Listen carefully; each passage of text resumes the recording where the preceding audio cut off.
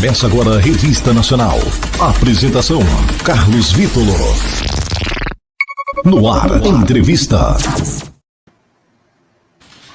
Tá aí, portanto, os nossos amigos, os nossos convidados para esse bate-papo aqui na Rádio Sindicop, bem legal.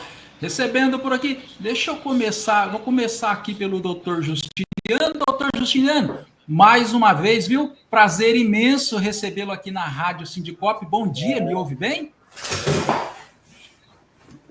Bom dia, meu prezado Carlos. Tudo bem comigo? Cumprimento especial a você, aos nossos presidentes, presidente nacional, meu amigo, grandes caminhadas juntos, meu prezado Ferdinando, presidente da GPEM, o Gilson, presidente do sindicato aí do Estado de São Paulo. É uma satisfação a gente poder estar participando com vocês aqui dessa entrevista. Obrigado, Carlos.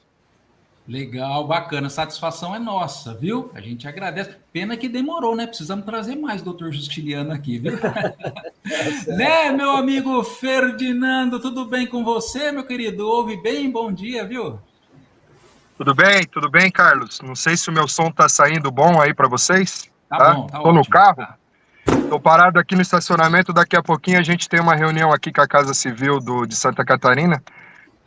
Mas não podemos perder essa oportunidade. Então, primeiro, Carlos, quero registrar aqui os meus parabéns em nome da GPEM, em nome de todos os policiais penais do Brasil, ao Sindicop, que agora recentemente comemorou os seus 35 anos, né? Uma história longa de luta, uma história muito sólida da luta da Polícia Penal de São Paulo. A gente se espelha muito no nosso presidente Gilson, quero cumprimentá-lo.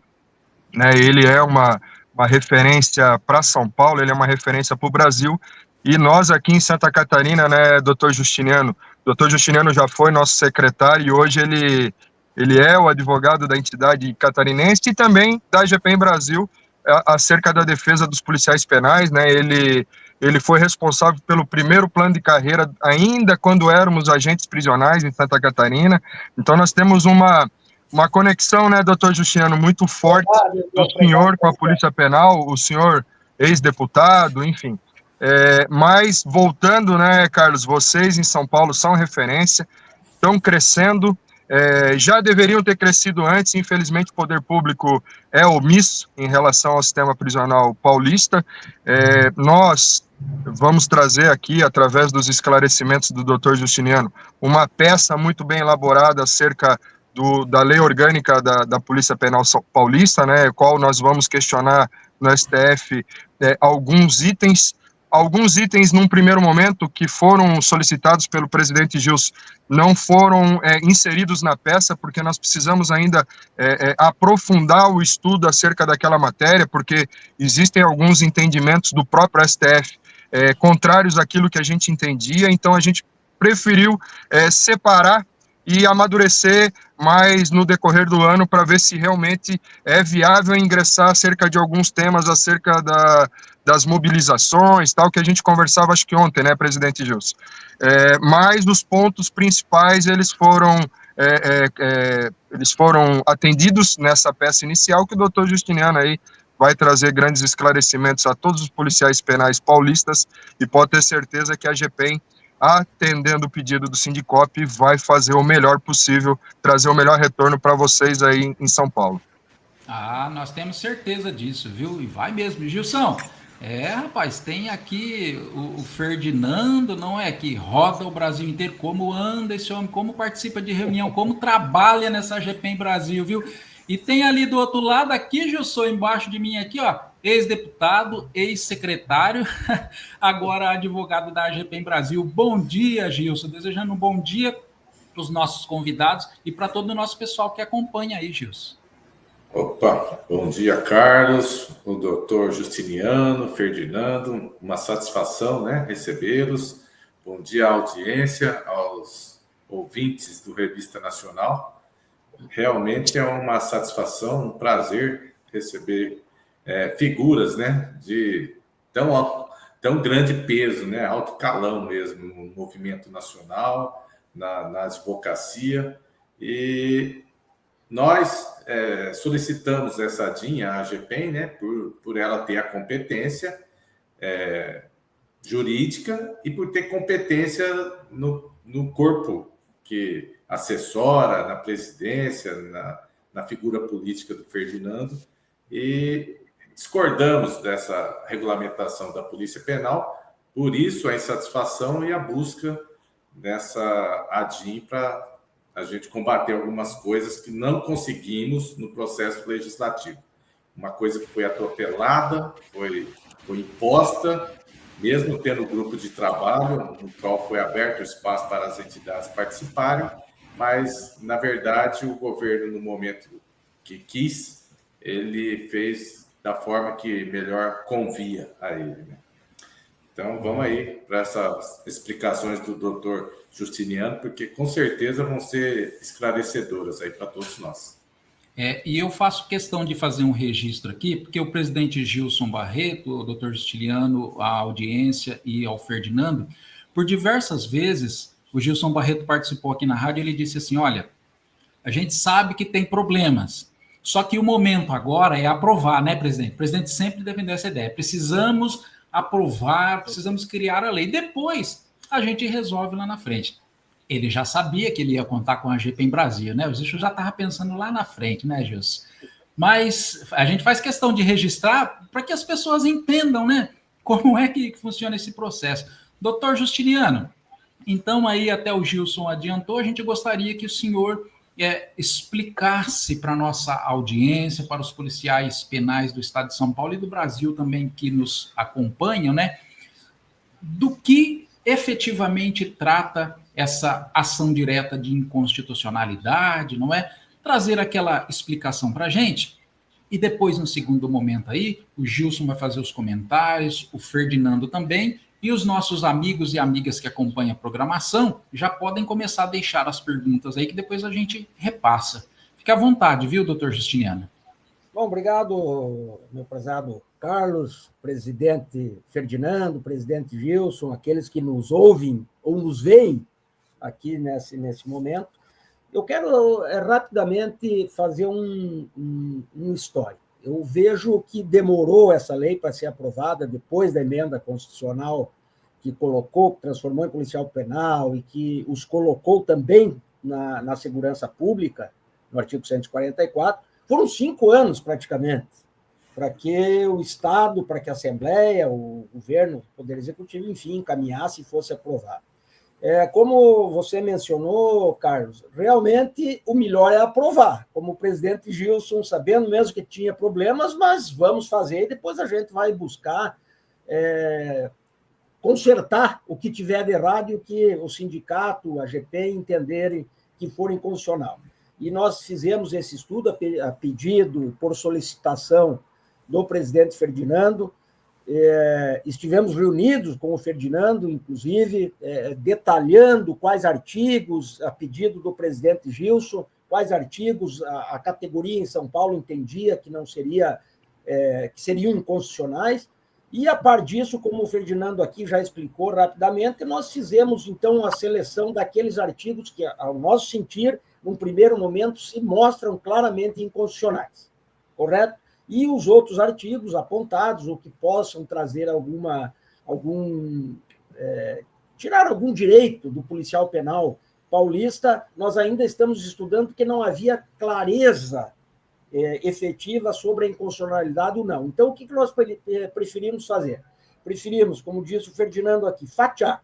Vamos primeiro esse que nós entendemos que está claro em inconstitucionalidade, e nesse nós pedimos uma medida cautelar para que seja suspensa a eficácia desses artigos até o julgamento final da ADI. Já houve o despacho, foi distribuída para a ministra Carmen Lúcia, que já despachou para que o governador e o presidente da Assembleia Legislativa se manifestem, num prazo de 5 dias. E, após isso, vai a AGU e a Procuradoria-Geral da República para também se manifestar sobre o nosso pedido da medida cautelar para suspender esses efeitos. Então, já pegou um rito mais célere. Após essas manifestações, já foi enviado, inclusive, ao governador e ao presidente da Assembleia, isso que nós entramos com a ADI na sexta-feira passada. E já foi enviado para que ele se manifeste no prazo, então, como eu disse, 5 dias, e após isso, 3 e mais 3 para a GU e a PGR, e aí vai a plenário para que seja concedida ou não essa cautelar, ou parcialmente concedida. Feito esse breve histórico aqui, eu queria mostrar a vocês, assim, muito rapidamente, não vou entrar em detalhes e coisas, mas o que nós arguimos e naquilo que, assim, nós claramente vimos a inconstitucionalidade. Então, eu quero ser breve, até para não cansá-los nisso. Primeiro, a primeira questão que nós levantamos é do artigo 1º. Já começamos no artigo 1º da lei, onde lá está fixado que a Polícia Penal é subordinada à Secretaria da Administração Prisional. Na verdade, ela tem que ser, a Constituição isso diz, ela é vinculada à Secretaria de Administração Penitenciária, mas ela é subordinada, a Polícia Penal, ao governador do Estado.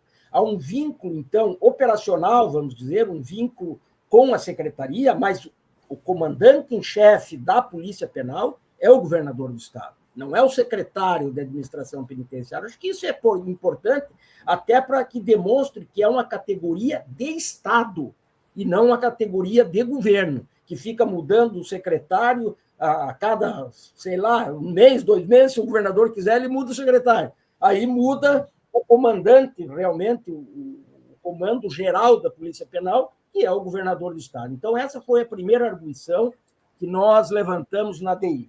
A segunda no artigo 12 dessa lei, ela diz que o policial penal está sujeito à prestação de serviços em condições precárias de segurança. Quer dizer, você colocar isso numa lei é um absurdo. Está sujeito, eventualmente, a gente até entende que é uma profissão de risco, que eventualmente, como é o policial militar, como é o policial civil, como é o policial rodoviário, enfim, como são as classes de segurança pública. Mas você colocar isso em lei, no sentido de institucionalizar isso, meio que você transforma em regra. E você tem que trabalhar em condições precárias de segurança. Cara, isso ofende até a dignidade da pessoa humana, a proteção ao trabalho, diversos artigos constitucionais, no nosso sentido, foram feridos com essa redação, e a gente pede, inclusive o preâmbulo da própria Constituição nos diz isso, quando ela diz que o país terá segurança, dignidade da pessoa humana, e tudo isso. No nosso entendimento, há um ferimento claro contra a insegurança do trabalho, diminuição de risco no trabalho, com diversos artigos constitucionais que nós entendemos que foram violados com essa questão. A outra questão que nós arguimos é a inconstitucionalidade do artigo 13, uma parte do artigo 13, que fala que atender a qualquer tempo às convocações que forem feitas. Por que nós entendemos isso? Primeiro, o policial penal, como qualquer outro servidor público, trabalhador, ele tem direito a um seu repouso semanal, remunerado, ele tem direito a férias, ele tem direito a licença paternidade, licença maternidade, licença saúde. Aí, no momento em que você coloca que a qualquer tempo ele vai ser convocado, você está violando esses direitos. Quer dizer, eu estou de licença saúde, eu vou ser convocado? Eu estou de licença paternidade, eu vou ser convocado? Uma mãe policial penal que está lá com a sua criança, com o seu bebê que recém-nasceu, vai ser convocada? Então, nós entendemos que isso também fere diversos princípios constitucionais. A outra questão que nós arguimos aqui é as exigências para a promoção e progressão na carreira, que você seja submetido a exigências em um decreto. A exigência tem que ser na lei, as condições têm que ser na lei, essa lei tem que ser aprovada pela Assembleia Legislativa do Estado de São Paulo, ela fixando quais as condições. Porque no momento que se diz que tem que atender às exigências por decreto, o governador do Estado pode amanhecer num dia não muito bom e assinar um decreto sem qualquer discussão com ninguém, mudando todas as questões de progressão ou a questão de promoção dos policiais penais do Estado de São Paulo. Então, nós entendemos que também nessa questão não pode ser exigência do decreto do governador, tem que ser exigência da lei. A lei, depois de ampla discussão na Assembleia, é que vai dizer quais são as exigências para a progressão ou promoção do servidor público. A outra questão que nós levantamos, entendemos ser muito importante também, é quanto ao parágrafo único do artigo 28 da lei orgânica aí da Polícia Penal do Estado, que é a questão, primeiro, também faz a exigência para que você cumpra exigência por decreto para ser promovido. Como nós já fizemos, já falei há pouco, isso eu acho um absurdo total. Isso tem que ser uma regra clássica, para que ser mudada, ela tem que ter todo um trâmite no parlamento. E não, o governador não amanhece bem o dia, faz um decreto e muda como quer, sem discussão na Assembleia, sem discussão com a categoria. E o que ela diz ali também, essa lei? Nesse parágrafo, desse artigo 28, que só serão promovidos 70%, poderão até 70% das vagas de quem estiver na última categoria de cada classe. Isso é um absurdo, e nós colocamos porque é categoria única. Quando se faz o concurso, quando foi feito os concursos, agora com a lei, vamos dizer, com a lei, ela criou a categoria de policial penal. E ela diz que policial penal no estado de São Paulo são tantas vagas. Ela não diz que são 100 vagas para o nível 1, 80 vagas para o nível 2. São tantas vagas no global. A questão da tua promoção, você vai ter essa promoção quando você cumprir os requisitos que a lei e não o decreto fixarem. Porque senão você está ferindo a isonomia. Eu tenho o mesmo tempo de serviço, as mesmas condições que o Gilson, por exemplo. E aí o Gilson vai ser promovido e eu não vou ser. Por quê? Porque é só até 70%, que é só 50%, 30%, 10% daqueles que atingirem os requisitos que devem ser definidos em lei é que vão ser promovidos. Então, isso, no nosso sentir, ele fere frontalmente a isonomia, porque você tem que tratar iguais como iguais. Se eu tenho os mesmos requisitos que o Gilson para ser promovido, eu tenho que ser promovido também. Correto? Então, essa é mais um artigo que nós entendemos que fere a Constituição. A outra questão que eu vejo assim muito draconiana, muito pesada, é que o policial penal que não atender qualquer exigência terá suspensa a sua remuneração.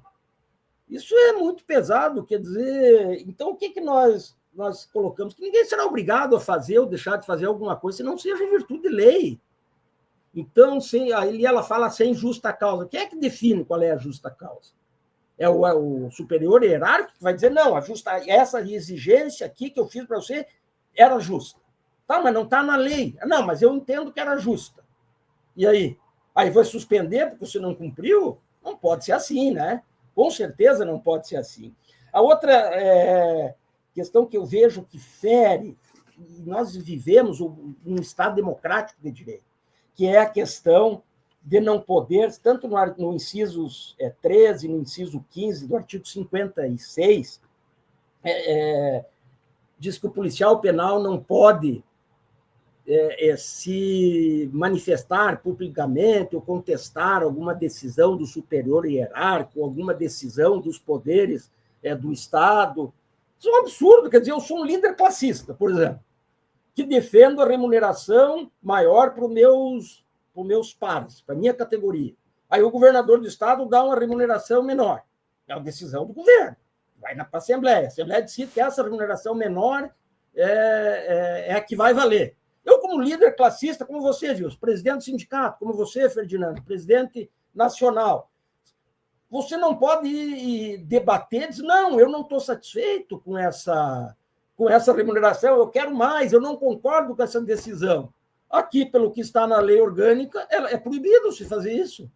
Você não pode, o líder classista, ou qualquer um, não é nem líder classista, eu, como policial penal, isolar, não posso ir para a minha rede social dizer que estou ganhando pouco, por exemplo, porque isso é considerado infração disciplinar. Quer dizer, não dá.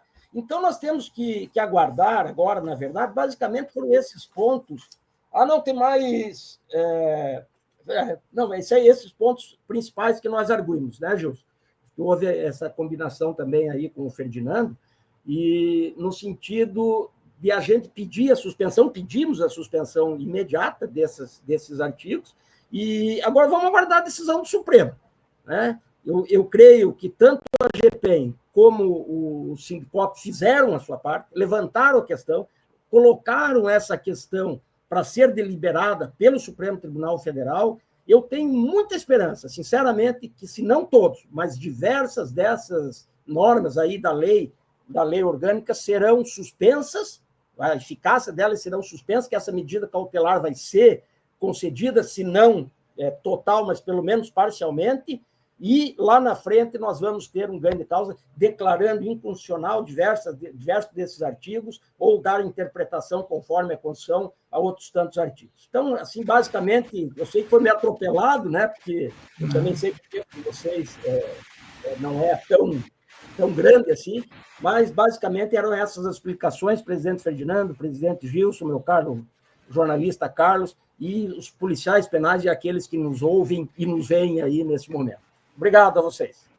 Imagina, dando a palavra também para o nosso amigo Ferdinando. Ô, Ferdinando, você que viaja aí o Brasil inteiro, conhece os policiais penais de outros estados, já viu um absurdo desses, como o doutor Justiniano falou? Fique à vontade também, Ferdinando.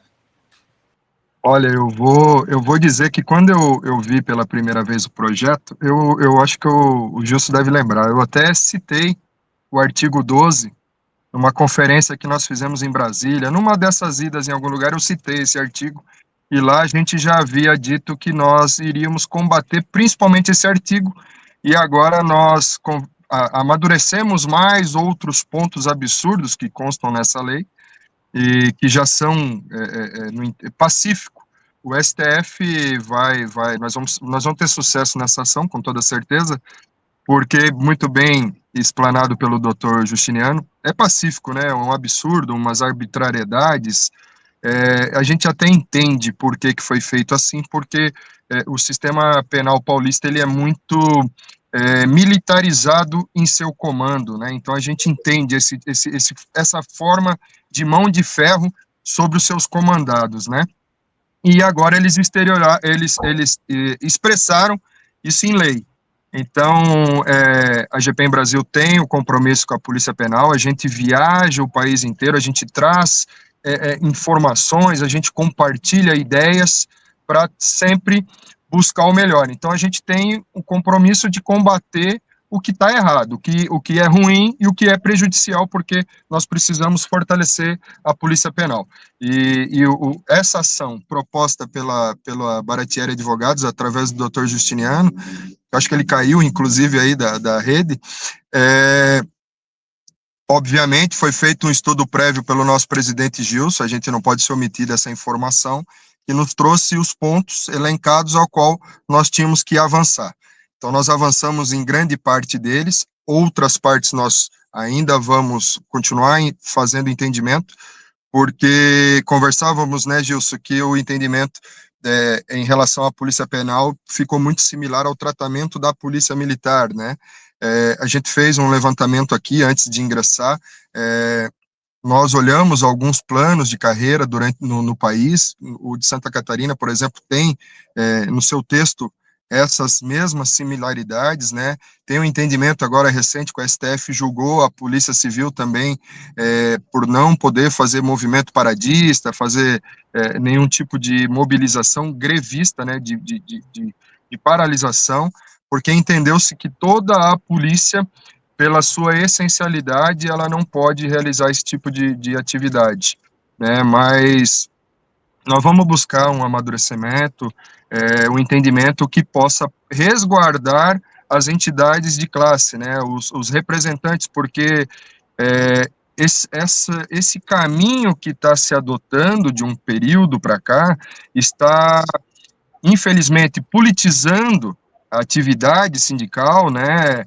levando que as grandes massas entendam que o sindicato não sirva mais, que o sindicato é de partido, que, enfim, perdeu-se a essência da defesa dos direitos dos servidores, dos trabalhadores, de todas as classes em cada setor. Então, a gente precisa reestabelecer isso, essa importância da atividade sindical, da atividade associativa, da atividade de representação de classe em defesa do trabalhador, do servidor e daquelas pessoas que são, em grandes momentos, massacrados pela massa dominante, né, pelos patrões, pelos empresários, pelos chefes, pelos nossos superiores hierárquicos dentro do serviço público. A gente precisa atuar nesse sentido, e as pessoas precisam entender que defesa de classe não é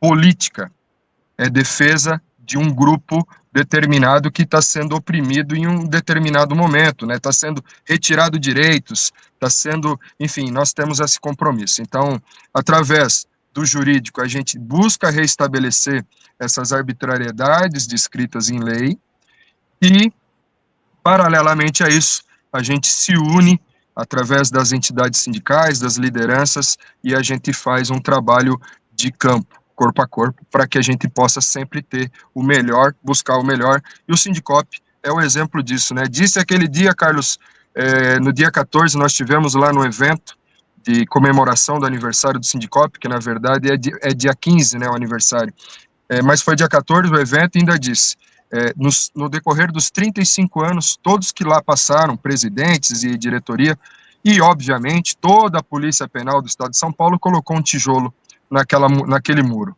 E hoje nós temos o Sindicop, que é a grande muralha do sistema prisional da América Latina, né? Eu sempre falo isso, é importante dizer isso, que é o maior sindicato de defesa da Polícia Penal da América Latina. E o Gilson, nosso grande líder, não podemos deixar de registrar que ele é a liderança que conduz a massa da Polícia Penal paulista, da Polícia Penal do Brasil, e mantém essa muralha em pé. Então ele faz isso muito bem. A GPEM Brasil está ali ajudando de certa forma, mas o grande ator da Polícia Penal de todo o Brasil é o Sindicop, sob a liderança do nosso presidente Gilson, que é um espelho para todos nós aí. A gente admira muito o seu trabalho, Gilson, eu não canso de dizer isso a você, porque é a mais pura verdade. Então, espero que os seus pares aí em São Paulo reconheçam a sua história, o seu trabalho, e a GPEM Brasil, juntamente com o nosso corpo jurídico, né, doutor Justiniano? Estaremos aqui sempre para fazer o melhor por vocês, tá bom? Muito obrigado, Carlos, mais uma vez.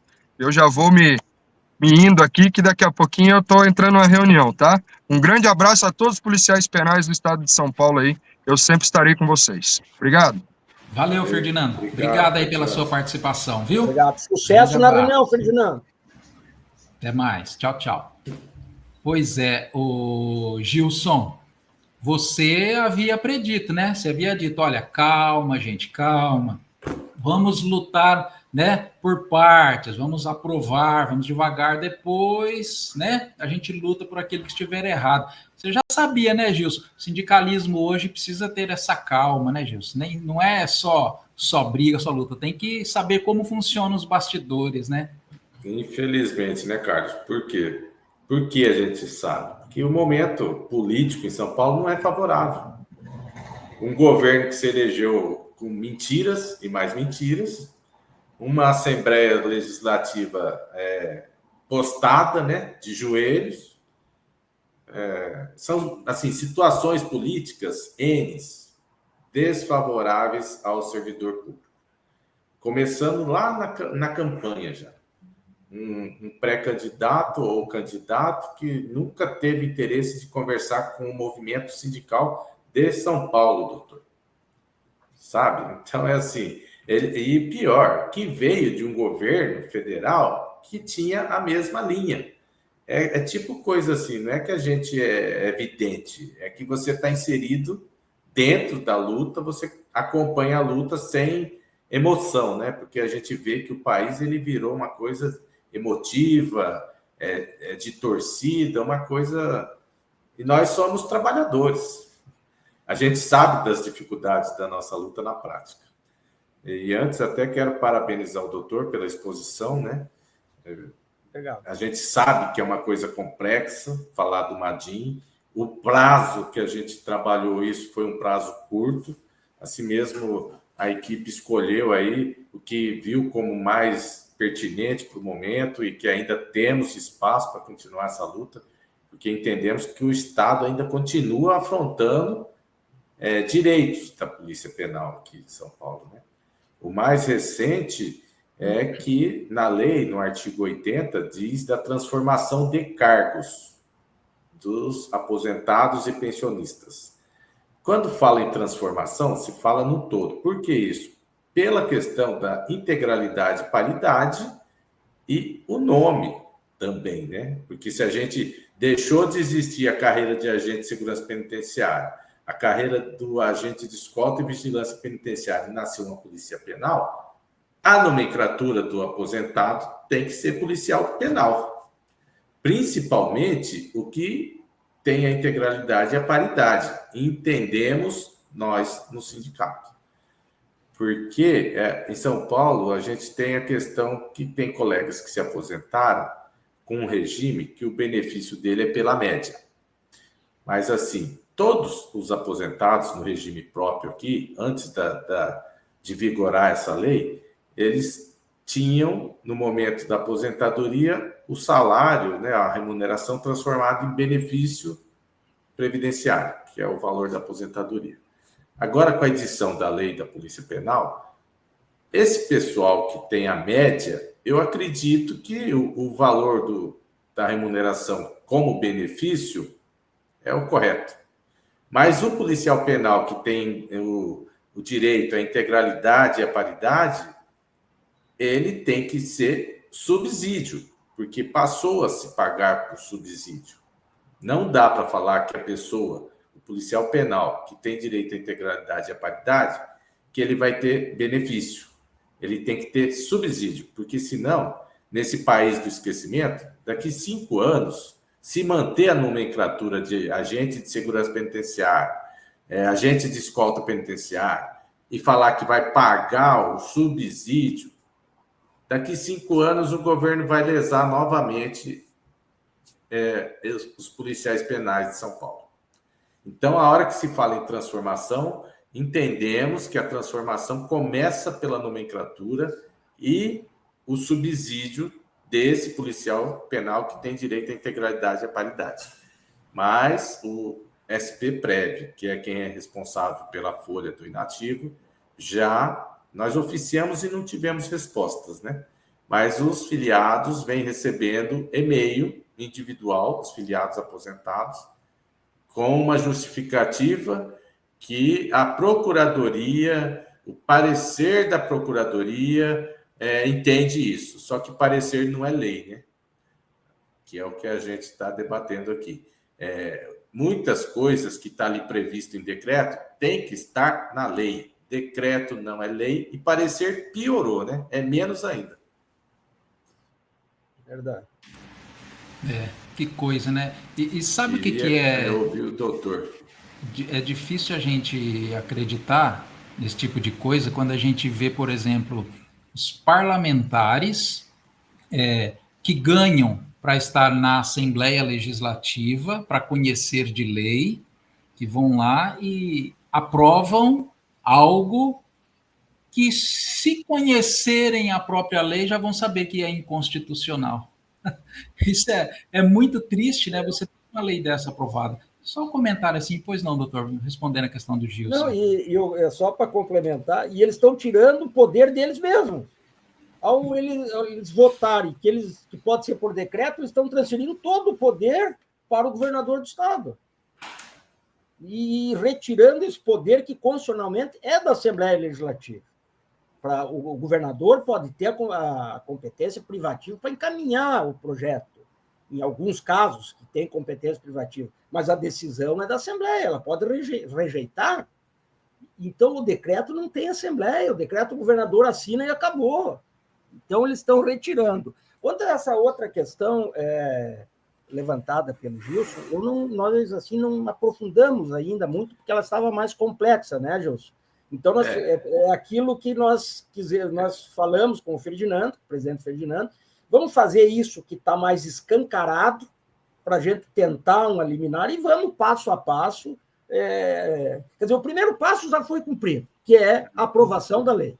Já foi um passo importantíssimo, com uma demora aí, como eu disse, de 5 anos, né? Então, esse era o primeiro passo. Aí, o policial penal, nós sabemos que, eu quero dizer que nós sabemos que ela não está 100%, o que ela está nem 50%, vamos dizer assim, né? Mas eu acho que foi muito importante a aprovação, porque agora nós temos um estatuto legal que nos deu a condição de entrar com ação de inconstitucionalidade. Antes nós não tínhamos isso. Entrar contra o quê? Se eu não me equivoco, foi entrado com ação de inconstitucionalidade por omissão, se eu não me equivoco sobre isso. Foi um deputado, né, que promoveu uma ação, isso. ou um partido, ou uma mas houve, né, essa ação por omissão ali, omissão. O Supremo julgou que ainda não tinha dado tempo, e alguma coisa assim. Mas o importante é isso, a lei existe.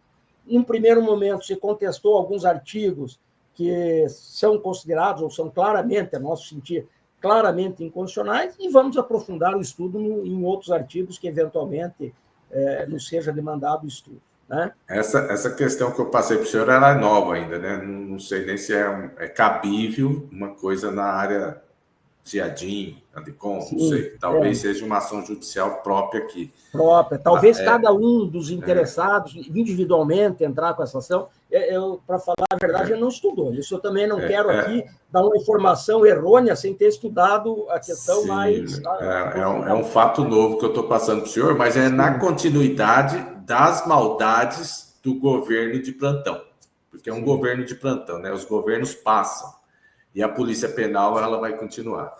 Por isso que eu disse que a importância, Gilson, de vocês serem subordinados ao governador. Se o governador é de plantão, você imagina o secretário, que pode ser demitido a qualquer tempo, pode ser exonerado a qualquer tempo pelo governador. Né? E o Ferdinando fez uma pontuação aí também, né? Que, infelizmente, a Secretaria da Administração Penitenciária, ela é militarizada. Ela é 100% assim, no comando político, militarizada. Então, o Estado de São Paulo, infelizmente, não podia ter um momento pior para a regulamentação da Polícia Penal. E aí, mesmo com a criação, e que vem ter o diretor-geral da Polícia Penal, mas ele está abaixo do secretário. É um cargo comissionado. É um cargo de confiança. O secretário é militar.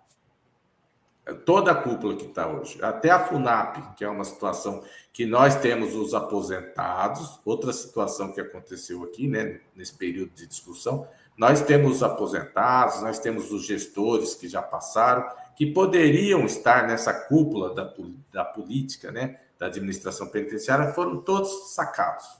E aí você começa a ter cargos comissionados de oficiais da reserva no sistema penitenciário.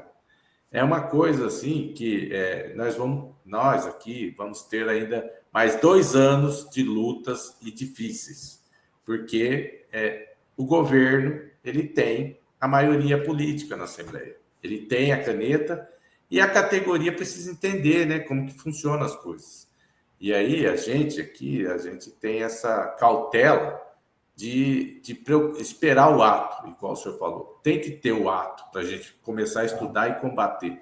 A gente não combate nada se não tiver materializado no mundo, né? Principalmente no jurídico.